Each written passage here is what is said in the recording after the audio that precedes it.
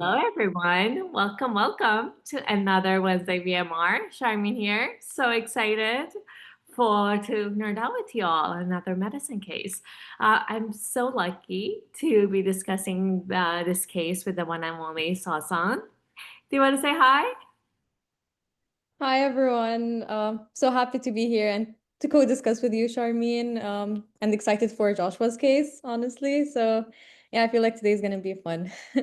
Yeah, we'll have fun regardless, and always. It's part of the deal. A big shout out to Magnus and Julia for doing teaching point and scribing. And Joshua, do you want to introduce yourself? Thank you so much for presenting a case. Hi everyone, my name is Joshua Omen. I'm a fourth year medical student at Loma Linda School of Medicine in California. I'll be applying into internal medicine this ERAS cycle. Woohoo! Congratulations. We're so excited for you. If we can get the board out, we can get started.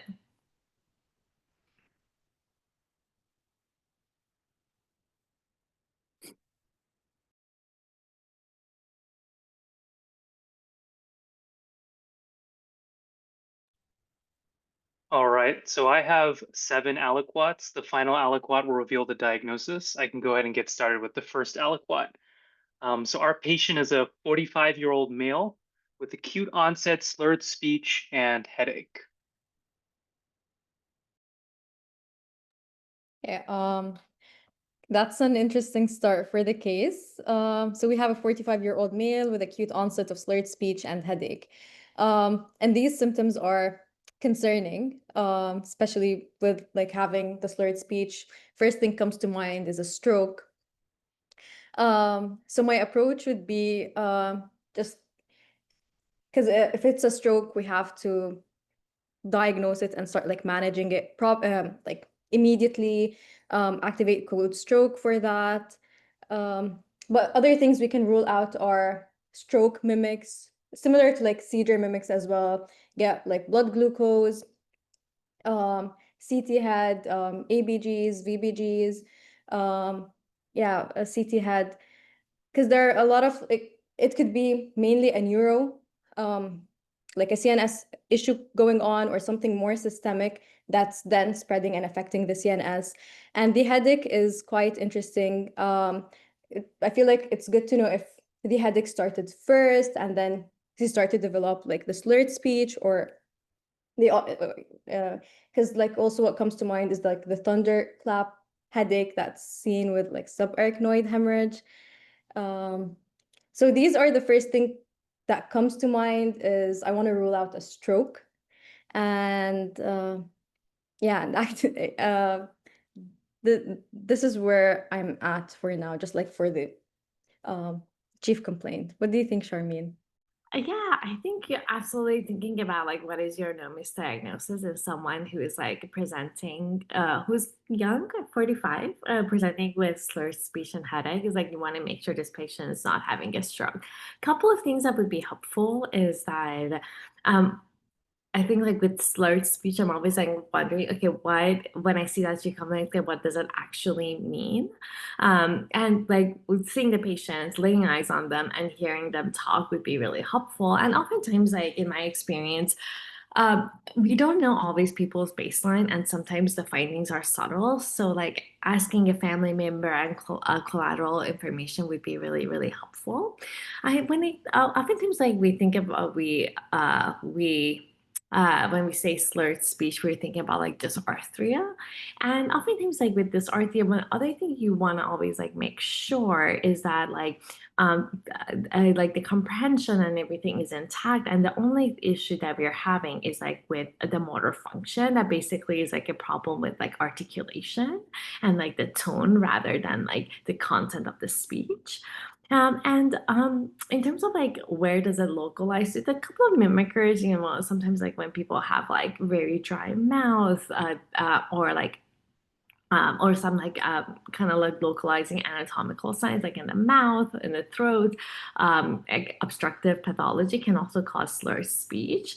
But for most part, when we think about dysarthria, we want to make sure we're not dealing with with stroke, as you mentioned. And in terms of like kind of like where it can be sometimes like a no lower motor neuron problem, it can be like kind of a basal ganglia issue. So really, I think the first question is like, how long has this been going on? Is this like an acute onset, or is this been going on for a while?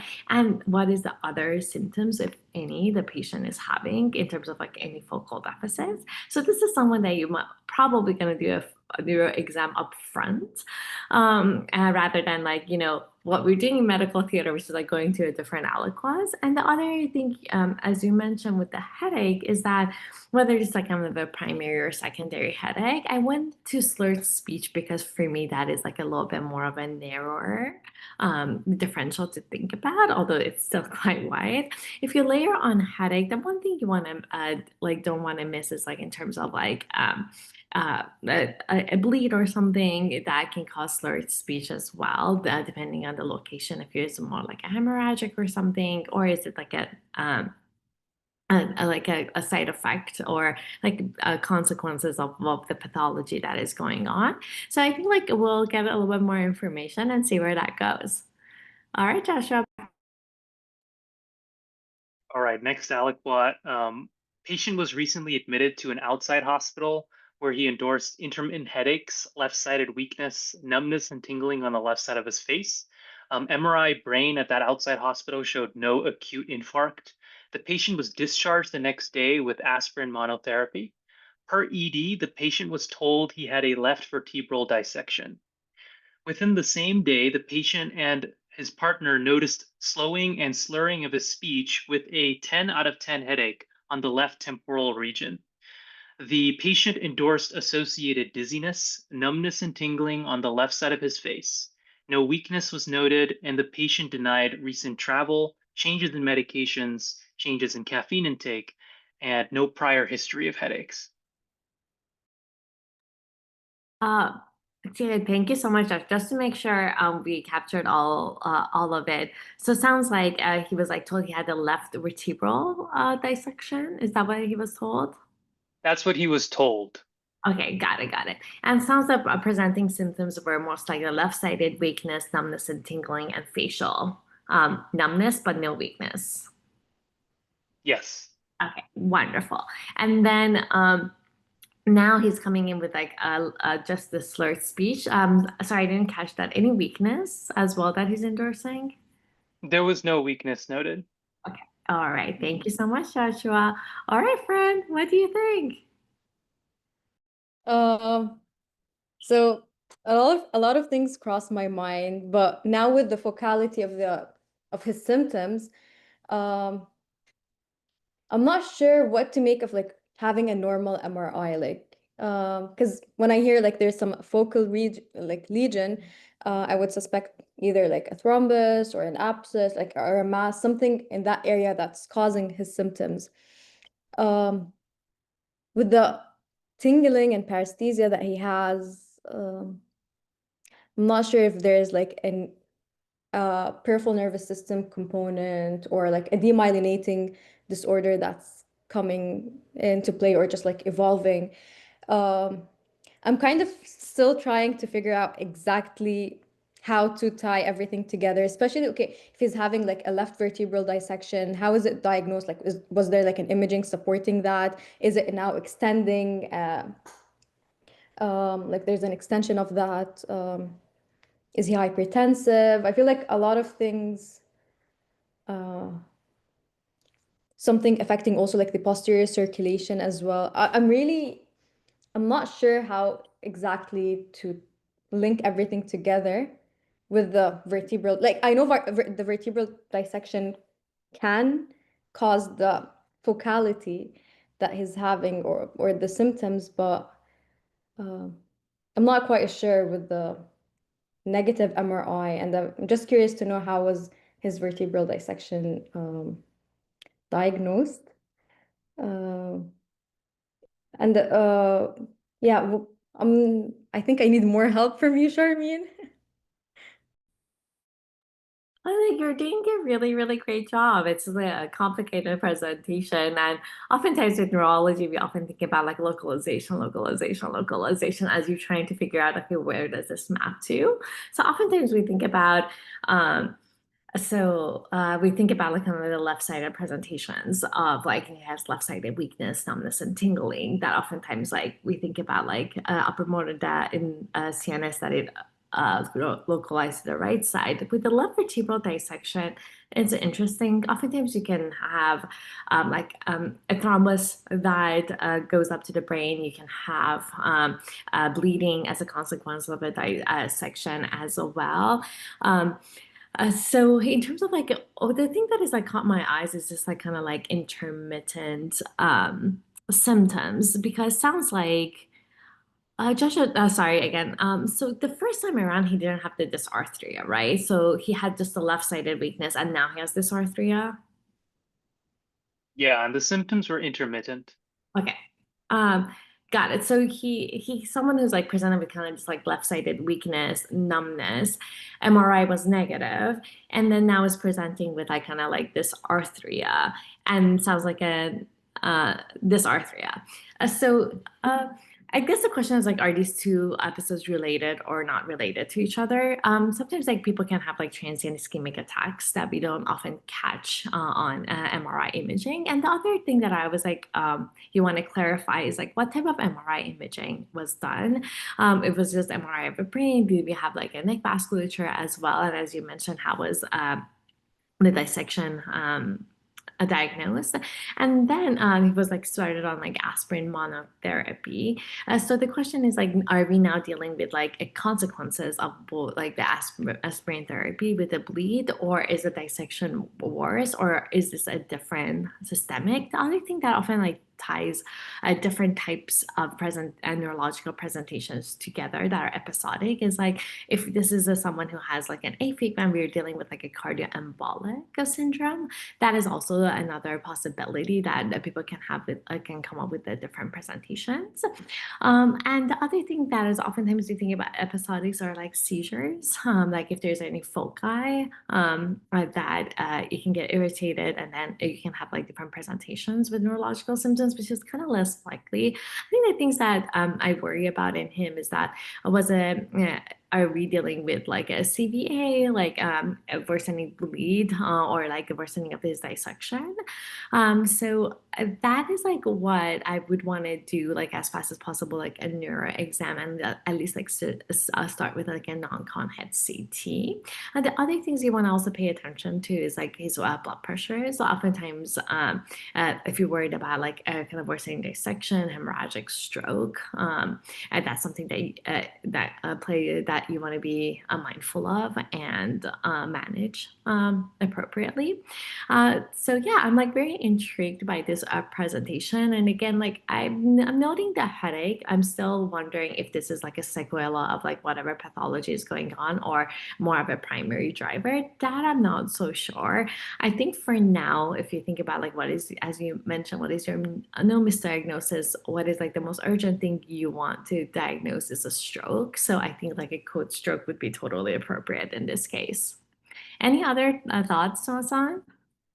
I was thinking if like we move the vertebral dissection aside, and I was thinking if with the headache that he's having and the symptoms, if could just like a hemiplegic migraine, for example, or like some other types of migraines that can present in such a way with like some transient or intermittent like neurodeficits that resolve with that's just like a thought just like crossed my mind. But otherwise, I have nothing to add. I'm just like curious to know more about his past medical history and more information. Yeah, that is such a brilliant thought to think about, like migraine with with neurological deficits, kind of syndromes that we often see that tends to be intermittent as well. Yeah, I think that's a fantastic thought. All right, Joshua, back to you. All right, for the third aliquot, past medical history. He has hypertension. He said he had endorsed measured blood pressures in like the 180s and 190s systolic for many years. And he has gout. Family history is unremarkable. Social history, he works as an IT, he's a non-smoker, does not drink alcohol, and he's monogamous with one partner. In terms of medications, he started the aspirin 81 milligrams monotherapy at the outside hospital. He's taking amlodipine and colchicine as needed for his gout flares. No known allergies. For vitals, his blood pressure upon at the ED was 160 over 86. The rest of his vitals were unremarkable. His blood glucose was 176. For physical exam, he was in no acute distress. His heart rate was regular rate and rhythm. His lungs were clear to auscultation bilaterally. His pulses were palpable in upper and lower extremities. For his neuro exam, he was ANO times 4. All cranial nerves were intact. No visual field deficits were noticed. Speech was noted to be non-dysarthric upon evaluation. Language was fluent without receptive or expressive aphasia. His eyes opened spontaneously. Pupils were equal, round, and reactive to light. His extraocular muscles were intact. His face was symmetric. His tongue was midline. He follows commands. His muscles showed normal bulk and tone with strength across all 4 extremities, no pronate or drift. Sensation was grossly intact to light touch. He could hold all extremities to anti-gravity. No dysmetry was noted. And his NIH-SS score when the stroke code was called was 0.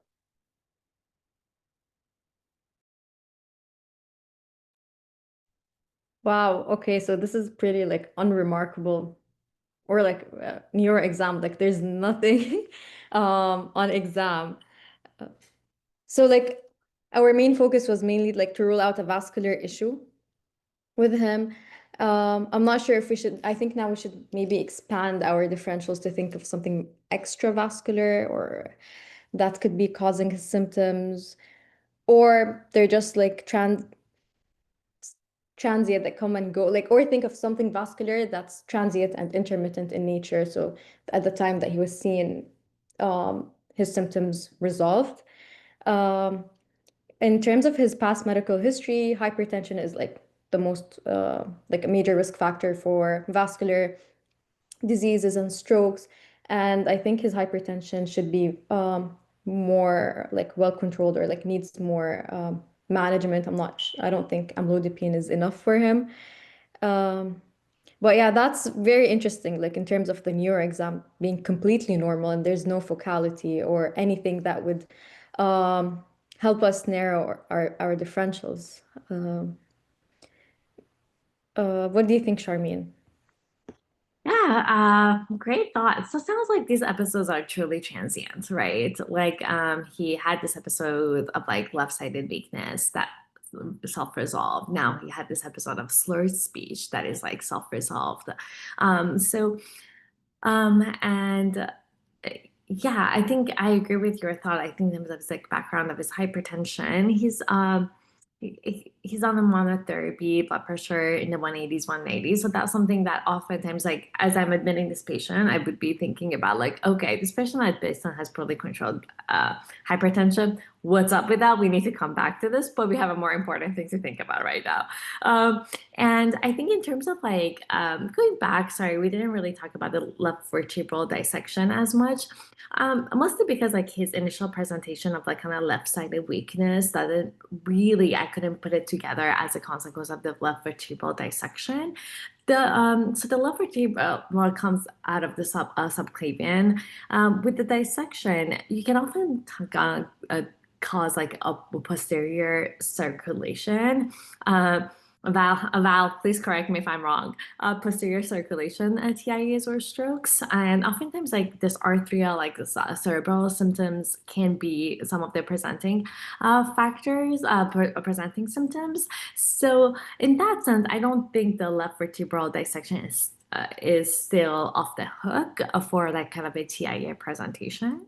I'm sure that this patient is currently not having any symptoms, but I would still continue with the code stroke and thinking about like whether this was a TIA and get your non-con head CT, get MRI, MRA of the neck and the head to see if we see any abnormalities. And again, we can like better evaluate that like left vertebral dissection that was like previously possibly diagnosed. So in terms of like in terms of like expanding the diagnosis, I think you always I think you one of the first things you said was like, oh, whether like, oh, we should take a sugar, make sure it's this patient's not hypoglycemic. Like that's a really, really great thought, thinking about the mimickers, as you mentioned, like hypoglycemia, seizure, also thinking about sorry, I lost the train of my thought. Ah, I'll come back to me eventually. There was something else I wanted to mention.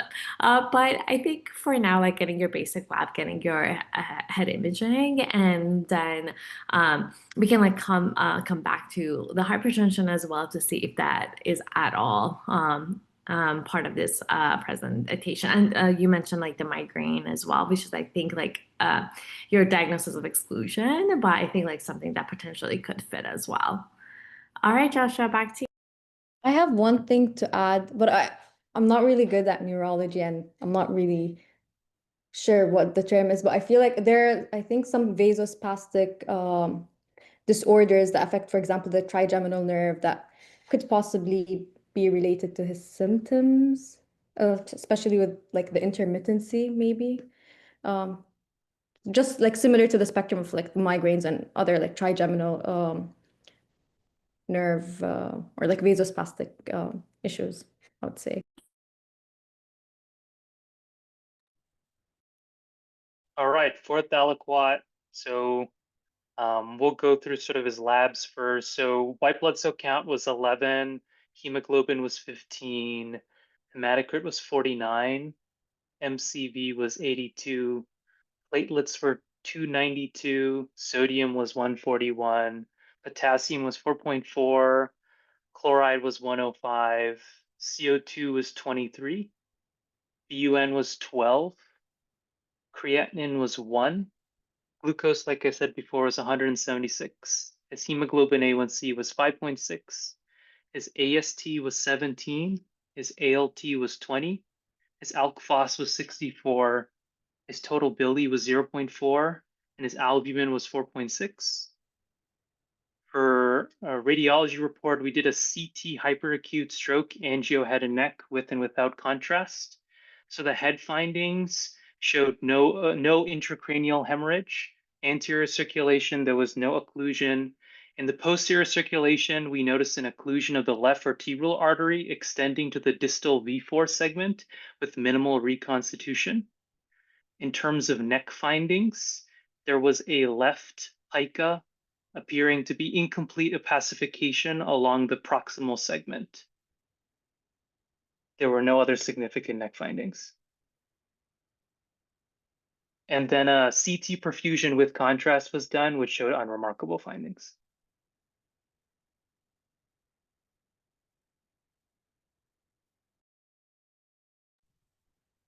Uh,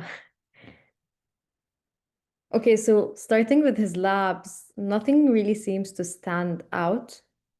In terms of his imaging, I'm not really sure if the occlusion of the left vertebral artery to the distal V4 segment really explains his presentation, or is there like something else that we're missing?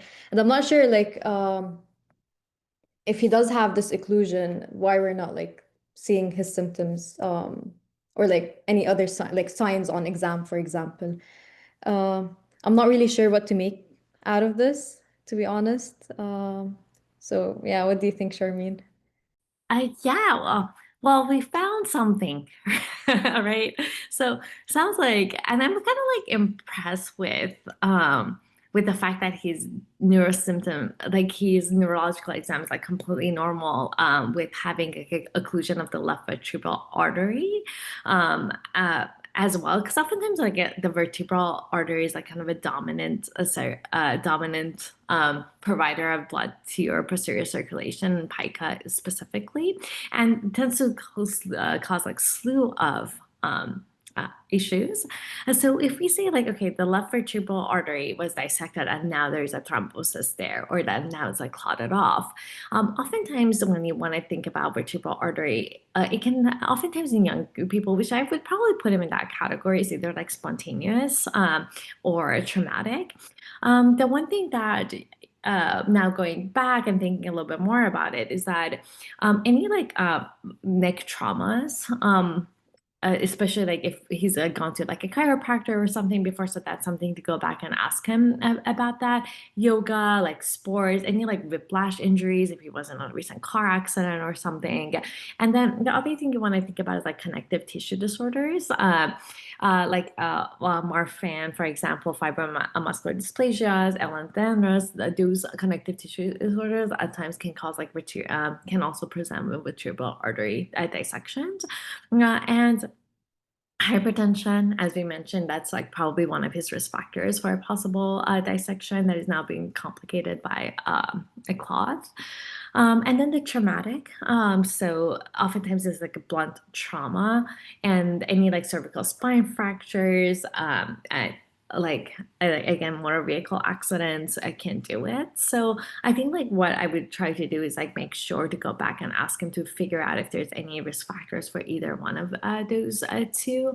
And oftentimes like the clinical manifestations of a vertebral TIAs, as kind of like mentioned before, tends to be more posterior circulation. Dysarthria could be one of the symptoms. So I think from that sense, it fits. I'm just amazed by just dysarthria being the presenting symptoms. The most famous kind of clinical classic syndrome that kind of presents with it is like a Wallenberg, which is kind of like ipsilateral facially sensory loss and then contralateral body sensory loss. And like it can also have like cerebral symptoms of like a dysphagia, not cerebral, dysphagia, dysarthria symptoms. And sometimes you can even get like ipsilateral Horner's with it. So um, so I think like and now one thing is like getting our neuro colleagues involved, and whether this is in the time frame for them to want to do any acute intervention or want to medically manage this patient, because even though he doesn't have a neurological symptoms, he has proven to us that he's had like multiple TIAs, and I think what I worry about with an obstruction there, that he would be more at risk of like having more attacks. So I would so I think that is something to pursue. And I would still get the echocardiogram as well, and make sure like we have an ECG to make sure he doesn't have any abnormal heart rhythm like an AFib that would make him more because you, at the end of the day, you also want to decrease his risk of any other events, and then go from there. Any other thoughts? I liked Valley's comment in the chat about like some no misdiagnosis, or like, for example, PRES and the reversible cerebral venous syndrome that with the hypertension, this is a risk factor. So I feel like these should also be on our differential. I feel like reversible cerebral venous is a possible diagnosis, I would say. But yeah, no other thoughts. Yeah, you explained it really well.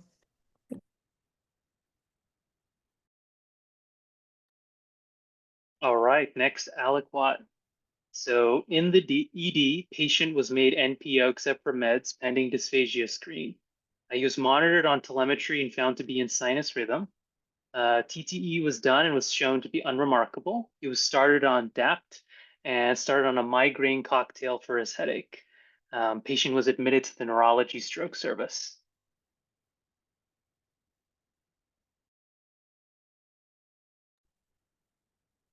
All right, what do you think of the additional information? Okay, so this kind of makes like cardioembolic phenomenon less likely. for now, given like normal sinus rhythm and normal echo for now. Um, I don't know how much progress that we can make from the information that he had, that we just had. Mm. Could it be just like he does have like the vertebral artery dissection and the occlusion just like fits all the syndrome, and he was having a stroke that started as like transient ischemic attacks and then occluded eventually, and I'm not really sure. Yeah, yeah, yeah. I think like again, I'm yeah. I think like the echocardiogram, the tele is obviously good. That I often like discharge people with the Zaya patch for like a continuous more monitoring, like a for 14-day monitoring to make sure they have no AFib burden.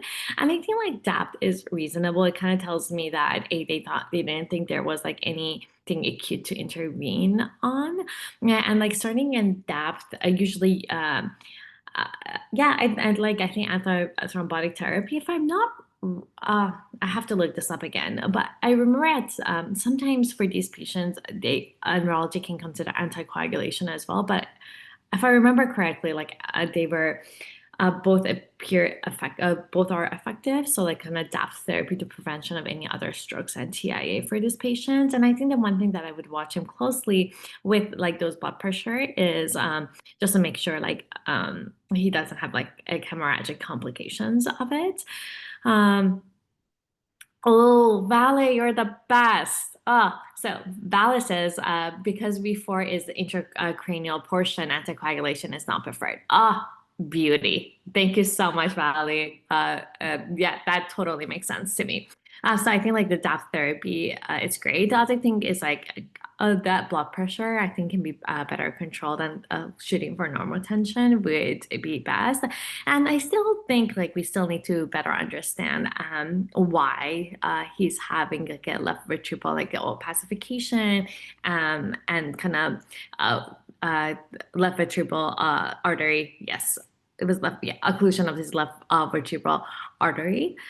So I think the same thing goes like getting those histories and making sure there's no connective tissue disorders or any inflammation. Sounds like from his labs, at least like he seems like there's no systemic signs of inflammation. And sometimes like with MRI, MRA, you can see if there's any vessel wall that lights up, that if you're dealing with any like CNS specific inflammation. So I still like the idea of like getting an MRI in him to better like characterize.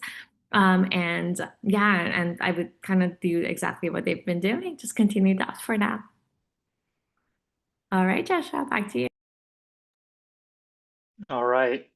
Excellent discussion. It really mirrors sort of what we were thinking when we were interacting with this patient. So the next day at 1 in the morning, the nurse messages the night team that the patient has begun coughing. Nursing staff is concerned that the patient is not able to swallow safely, and upon evaluation, presents with a new left facial droop. At a bedside exam, the patient is found to have new rotary nystagmus, left upper extremity ataxia, and reduced right hemibody sharp sensation. The patient reported that he had difficulty with swallowing since receiving medications in the ED around 1600. New CTA head and neck is unchanged from prior, and the patient was made NPO, and we continued with the plan to do the MRI the next morning. Next aliquot will reveal the diagnosis. Oh my Okay, gosh, this patient. I feel so bad. Oh, I'm so glad he's in the hospital and being taken care of by your team, Joshua. Swanson, what do you think of his course? um, that is scary, honestly. Um, it's either like what crosses my mind, it's either an extension of like the stroke that he's been having, a complete occlusion, some extension. If the CT angio like is unchanged, if there's no evidence of bleeding, given like he was started on DAPT, we were like there are some concerns of like hemorrhagic conversion, for example, if we're thinking about a stroke, but I don't see that. Um, but what the symptoms that he's having with unremarkable changes on imaging is quite interesting. Um, at this time, does the patient have like any headache, or is it just the neurodeficits? Oh. Um, at least per documentation, I wasn't there on the night team, but per documentation, he wasn't endorsing a headache. But he Mm-hmm. had received a migraine cocktail. Okay. Um, so I feel like now we're either just in the bucket of like having intermittent like transient neurological deficits that's happening, or is it just like a progressive issue? I'm finding like a hard time to distinguish between the two for now. But like, what do you think, Charmaine? Oh yeah, I think he's still having symptoms from the pathology that we've determined. It kind of sounds very Wallenberg-like, right? Ipsilateral, like face sensory, like contralateral body sensory loss, like with the sharp sensation that he's having on the right side, and I think the left facial. Oftentimes, like the nystagmus, the ataxia makes me worry that like, oh, did he have a TIA or anything that involves like that's causing like cerebellar symptoms. Oftentimes you can see these patients with like ataxia, vertigo, and this dysmetria as well. It sounds like the one thing he's having is like a nystagmus and ataxia. So yeah, I worry about that, because I was like, oh, and to me, like all of this is coming back to kind of that left vertebral artery occlusion and prior dissection.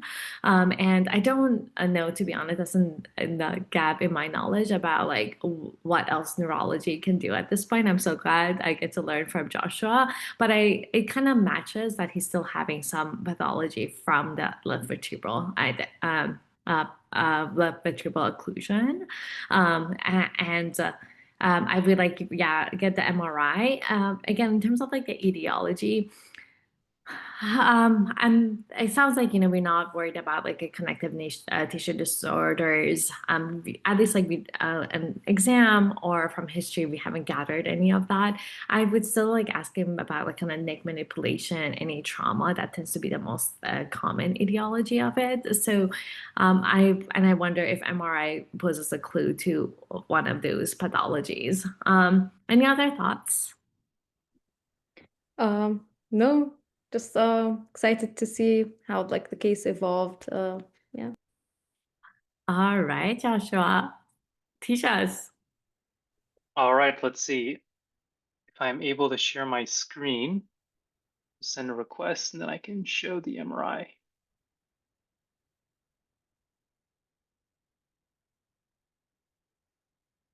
This may not be the best image, but this is sort of what we're seeing here. So the impression was sort of a small acute left lateral medullary infarct. So there we go. So I was on the neurology service when I saw this patient, and I was there when we did the stroke evaluation. And initially, my senior was like, wait, no focal neurological deficits? Can we do it again? And so we do it again, and there was nothing. And so they're I like, am Joshua, shocked, Joshua. Like, yeah. I was shocked by that exam. Yeah, I was like, maybe I don't know how to do a neuro exam, so let's do it again. And then the next day, my senior tells me, Joshua, go see that patient. Just do a neuro exam on him again. And I'm like, okay, maybe I messed something up with another patient. He just makes me make sure my neuro exam is good. I go in and I get the findings, and I'm like, there's no way. And I redid the neuro exam again a second time, and it was what was documented. And then he tells me, can you localize from that? And so I gave my best guess, and we looked at the MRI together, and here we are. And so, yeah, I can share a little bit of my learning points from this case if you guys want, but I can Yeah, pause there. no, this is such a great and I think for all of us to practice neurology in a safe space, like VMR, it's always great because I like have so much admiration for our neurology colleagues and helping us. And there's like, I think at the end of the day, it also comes back to localization, localization, localization. But yeah, like I think in terms of the lateral medullary infarct, and like the Wallenberg syndrome is the one that we often like think about with, and he then kind of developed kind of some of the classic symptoms of Wallenberg with like, the facial sensory loss, the contralateral body sensory loss, the dysphagia that you often see like in nystagmus is and it and localizes to kind of the lateral, as you mentioned, the left lateral medullary, and oftentimes. Yeah, and the fact that I'm just like so curious that this patient he developed that, and it's like an acute stroke, so he probably developed it in the hospital, the Wallenberg. Is that how you guys were putting it together? Yeah, so for more context, he did see a chiropractor regularly, um, but his last chiropractic adjustment was many months ago. Mm. And I guess what we were thinking of was sort of a delayed presentation of this lateral medullary syndrome, which is known. There are like a couple of case reports of this where the stroke sort of evolves. And so we think that the symptoms would come and go. There was actually, so he was ended up being heterozygous for factor V Leiden, and he was positive for lupus anticoagulant. But when rheumatology saw him, I think the rheumatology note dropped a couple of days ago. They were less confident about the positive lupus anticoagulant because that measurement was taken in the context of DOAC usage, and apparently that increases the risk of false positives and whatnot. And so they were less concerned for like a vasculitides picture or something like that, and they were leaning more towards like a persistent hypertension dissection, secondary maybe chiropractic adjustment. That was sort of the thought process there. Fascinating. Joshua, this is such a great case. Thank you so much for presenting. So awesome. Great discussion. Thank you so much for jumping into neurophobia with me. Any thoughts, reflections, questions? No, I just want to say thank you to Joshua for bringing this case. I learned a lot, and um, definitely I have a lot of like gap in my knowledge, and I really have to go read more, especially with the like localization and more on strokes. But that was like it was a fun hour to discuss with you, Charmaine. I definitely learned a lot. Yeah, thank you. Honor is all mine, friend. Yeah, thanks again, Joshua. Anything else that you want to share or any other reflections from you? I think for me as a learner, as a fourth year medical student, I thought this case was really instructive, just like teaching me that the uncertainty is like permanent in medicine. There's no way to get around it. Seeing sort of like my attending and my seniors on neurology be genuinely befuddled by what the heck was going on and how to approach it really taught me that like, oh, we have to be able to reason with this level of uncertainty. There's no like magic moment where once I memorize like 10,000 textbooks, the uncertainty just magically goes away. So I think this case really matured me in that sense as a budding clinician. Uh, Those are very, very wise words, Joshua, and something that I find myself reflect with my team oftentimes.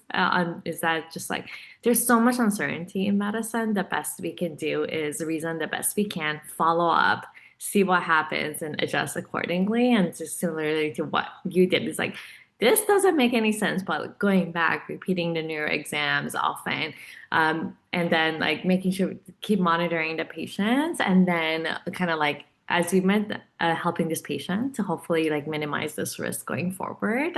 um, yeah, I agree with you. I'm always uncertain in medicine, Joshua. Always.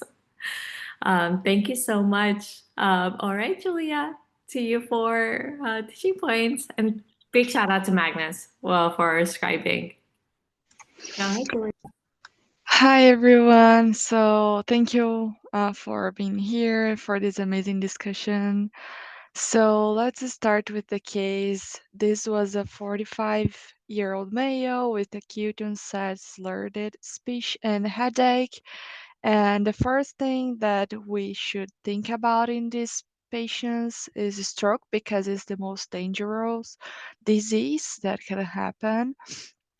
And other than that, stroke mimics such as CNS disease of basal ganglia or motor neuron. And in this case, important to look for additional symptoms to help guide the diagnosis. Other than that, it's important to know the patient baseline of speech and if this patient had a headache before. Dysertia is a problem with articulation, and it's important to differentiate this from dysphagia, that is a problem with the production of the language or the understanding of that. The second symptom that the patient had was this headache that could be primary, for example, a migraine with neurologic symptoms such as hemiplegic migraine, or if this is a secondary headache, for example, a bleed within the brain. Other than that, this patient had this history of vertebral dissection that itself can lead to bleeding of the brain as a consequence, or a CVA. This patient was taking aspirin, so it's important here to try to understand why the patient was using this aspirin, if this is an AFib leading to stroke or transient ischemic attack, for example. Going on to the more deep in the past medical history, this patient had this high hypertension, the blood pressure being very elevated, so 180 to 190. So this is the most dangerous risk factors for stroke. Other than that, the posterior vascular disease can initially present with dysarthria as well as vasospastic disorder of the trigeminal nerve. Going on to the labs and image, this patient is very young and presented with this vertebral, had this past history of vertebral dissection. And it is important to know if this is spontaneous or not. For example, some very common thing is neck trauma from yoga, cervical spine fracture, or chiropractic. Other than that, here we mention the Wallenberg syndrome, that is the stroke of the medulla. And this patient was using anticoagulation upon the hospital stay. So it's important to know if the anticoagulation is important in this patient or not. So Vale mentioned that is not preferred when V4 is affected, since it is an intracranial portion. Uh, Other than that, transient neurologic deficits can be transient or progression of the disease. So as this patient progressed with difficult swallowing, it's important to differentiate that. Um, Within the hospital stay, this patient presented with progression of the symptoms, so with nystagmus and ataxia, and this could be a cerebellar problem. And at the end, we found that this patient had this left lateral medullary infarct presented as Wallenberg syndrome. That is a very important diagnosis. This patient had a history of chiropractics like some months ago, and this could be a late presentation. And we also learn about the medicine and how we should be always uncertain about the diagnosis. So that was the teaching points. Thank you, everyone. Ah, Julia, so brilliant. Thank you so much for walking us through that. All the wonderful teaching points. Joshua, thanks again. Come back. So glad you're going to IM. Best of luck with interviews. Big shout out, Sawsan. Beautiful job discussing a complicated, hard case. And Magnus and Julia, thank you. And everybody in the chat, thank you so much. We'll see you tomorrow. Bye.